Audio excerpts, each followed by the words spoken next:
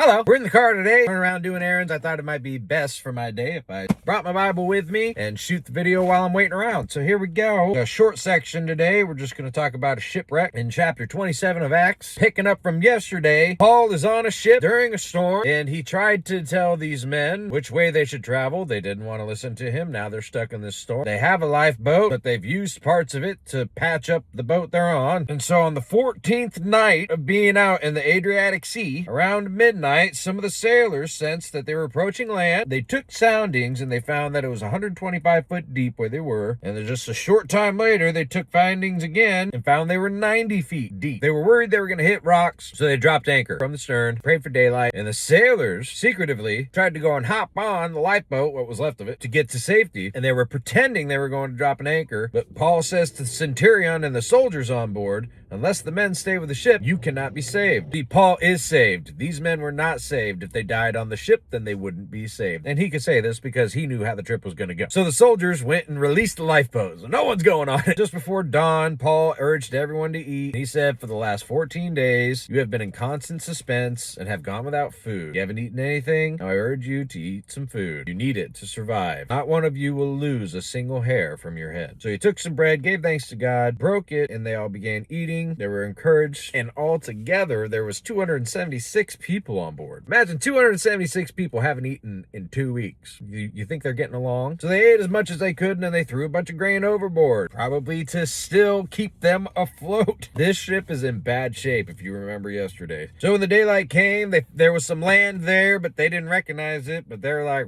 well, we're going anyways. So they cut the anchors loose, left them out in sea, released the ropes they used to patch up their ship, and so they set sail for the beach, but the ship didn't quite make it. They hit a sandbar, and this broke up quite a bit of the ship, which kept on breaking as the surf kept hitting. And the soldiers didn't want any of the prisoners on board to escape, including Paul, so they were just going to kill him. But the centurion wanted to spare Paul's life, so he kept them from doing this and ordered everyone who could swim to jump overboard and start swimming towards land. And the others were meant to grab things off the ship to help them float to land. And that is the end of chapter 27.